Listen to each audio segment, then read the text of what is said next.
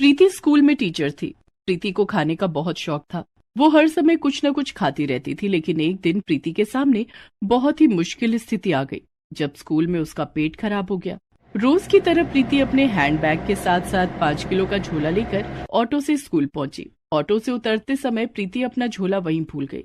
प्रीति auto वाले को पैसे देकर जाने ही वाली थी कि ऑटो वाले की नजर उसके झोले पर पड़ गई। उस ऑटो वाले ने झोला हाथ में उठा लिया। अरे बाप रे, न जाने इस झोले में क्या है, बहुत भारी है। मैडम जी को आवाज लगाता हूँ। ऑटो वाले ने प्रीति को आवाज लगाई। अरे मैडम जी, आपका झोला छूट गया। ऑटो वाले की आवाज सुनकर प्रीति दौड़ी दौड़ी वापस आई और ऑटो वाले के हाथ से झोला लेते हुए बोली, थैंक यू भैया, तुमने मेरा झोला दे दिया, वरना आज तो मुझे भूखा ही रहना पड़ता। मैडम जी, इस झोले में क्या है, बहुत भारी है। भारी? नहीं भैया, मुझे तो ये झोला बिल्कुल भी भारी नहीं लग रहा है।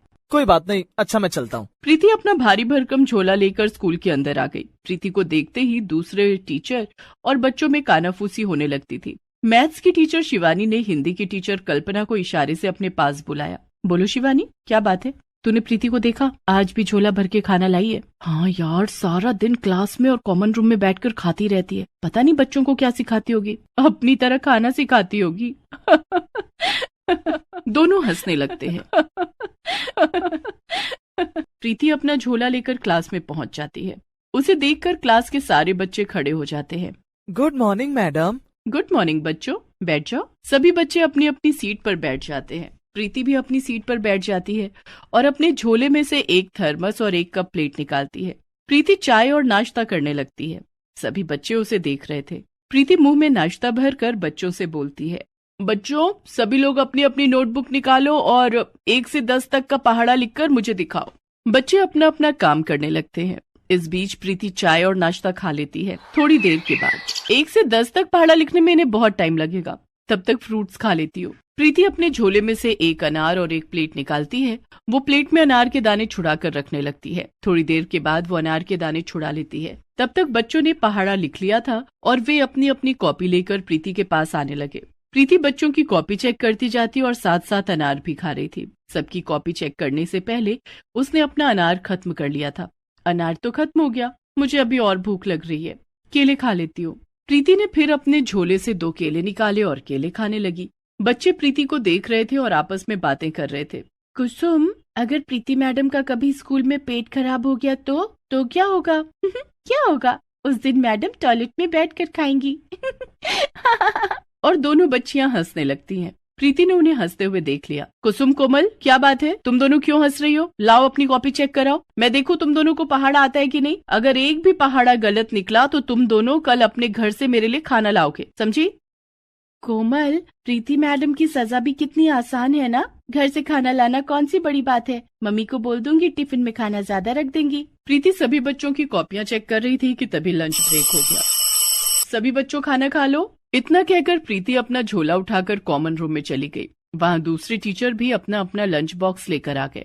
अरे प्रीति, आज क्या लाई हो अपने पिटारे में? आज मैं कढ़ी चावल लाई हूँ। इतना कहकर प्रीति ने झोले में से 4 डब्बे बाहर निकाले। उसने डब्बा खोला तो 2 डब्बे में चावल और 2 डब्बे में कढ़ी रखे थे। अरे, ये 2-2 डब्बे? किसी और के लिए भी खाना लाई हो क्या? नहीं, ये दोनों डब्बे मेरे लिए हैं। मुझे कढ़ी चावल बहुत पसंद है। सबने खाना खाया, लेकिन प्रीति ने 2-2 डब्बा खाना खाया। खाना खाने के बाद प्रीति ने अपने झोले में से रबड़ी और गुलाब जामुन निकाल कर खाया। इतना खाने के बाद प्रीति ने बड़ी जोर की लंबी डकार मारी। प्रीति रोज इतना ही खाती थी।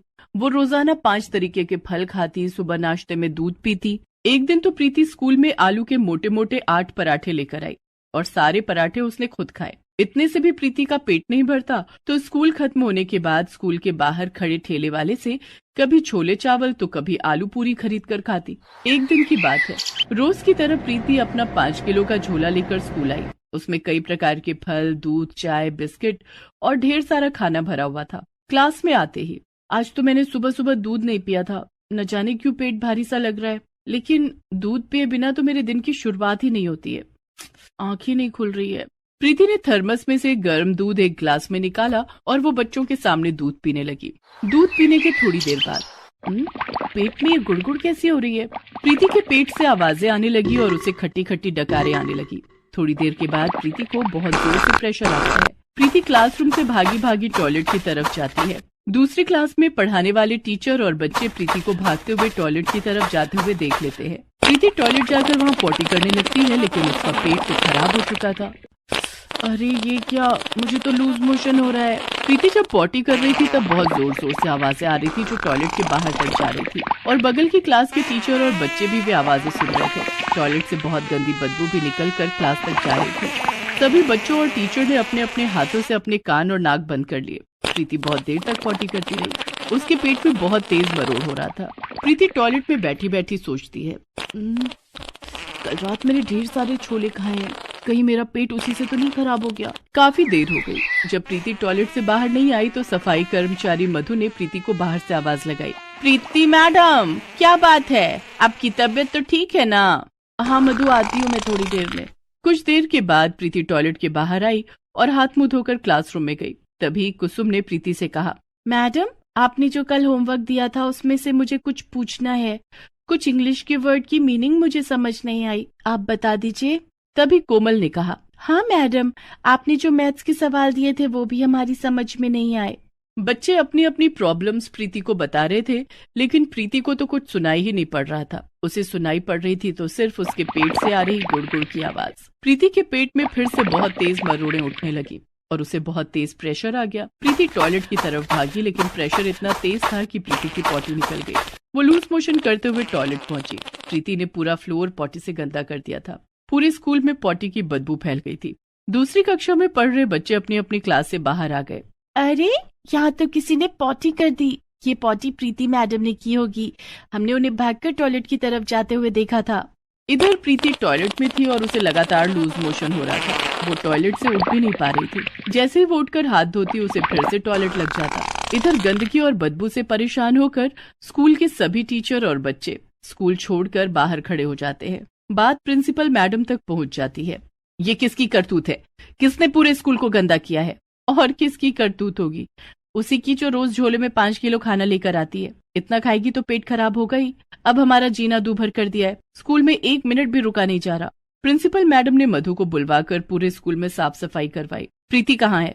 मैडम जी, वो तो टॉयलेट में है, जाओ उसे बुला कर लाओ। मधु प्रीति को बुलाने के लिए टॉयलेट में जाती है, लेकिन प्रीति तो लूज मोशन से पस्त होकर चक्कर खाकर जमीन पर गिर पड़ी थी। मधु ने बाहर आकर ये बात प्रिंसिपल मैडम को बताई। प्रिंसिपल मैडम ने स्कूल प्रशासन की मदद से प्रीति को बेहोशी की हालत में अस्पताल भिजवाया, जहां डॉक्टरों ने प्रीति को एडमिट कर लिया। बार बार लूज मोशन होने के कारण इन्हें डिहाइड्रेशन हो गया। इन्हें सलाइन के जरिए एंटीबायोटिक दवाइयाँ चढ़ानी पड़ेंगी। अस्पताल में भी प्रीति को लगातार लूज मोशन होता ही जा रहा था। अस्पताल के बेड के गद्दे, चादर सब खराब हो गए। डॉक्टर ने सलाइन के जरिए प्रीति को दवाइयाँ चढ़ाई। कुछ देर बाद प्रीति का लूज मोशन बंद हो गया। उसकी तबीयत में कुछ सुधार आ गया, जिसके बाद उसे होश आया। प्रीति ने आंखें खोली तो उसके सामने डॉक्टर, नर्स, प्रिंसिपल मैडम, दूसरे टीचर और स्कूल के बच्चे खड़े थे। प्रीति उन सबको देखकर बहुत शर्मिंदा हुई। तभी डॉक्टर ने प्रीति से कहा, प्रीति जी, आपको कुछ दिनों तक लिक्विड डाइट पर रहना होगा। उसके बाद भी आपको अपने खाने पीने पर काफी कंट्रोल करने की जरूरत है, क्योंकि ओवर ईटिंग के कारण आपका पेट खराब हो गया। अगर आपने अपने खाने पर कंट्रोल नहीं किया तो आपके इंटेस्टाइन पर बहुत बैड इफेक्ट पड़ेगा। डॉक्टर साहब, अब मैं बहुत लिमिटेड खाना खाऊंगी और बहुत हल्का खाना खाऊंगी। मेरी वजह से आज पूरे स्कूल को परेशानी हुई है, इसलिए मैं वादा करती हूँ कि अब मैं खाना उतना ही खाऊंगी जितने की जरूरत हो। उसके बाद प्रीति ने प्रिंसिपल मैडम, स्कूल की सभी टीचर और बच्चों से माफी मांगते हुए कहा, मैडम, मेरी वजह से आप सभी को परेशानी हुई है। हो सके तो आप सभी मुझे माफ कर दे। मैंने कभी बच्चों की पढ़ाई पर ध्यान नहीं दिया। मेरा ध्यान हमेशा खाने पर ही रहता था, जिसके कारण आज मुझे अस्पताल आना पड़ा। कोई बात नहीं प्रीति, तुम्हें अपनी गलती का एहसास हो गया, इतना काफी है। हमें उम्मीद है कि अब तुम अपनी सेहत पर ध्यान दोगी, क्योंकि सेहत ज्यादा खाने से नहीं बनती है। हमें उतना ही खाना चाहिए जितना हमारे शरीर को जरूरत हो।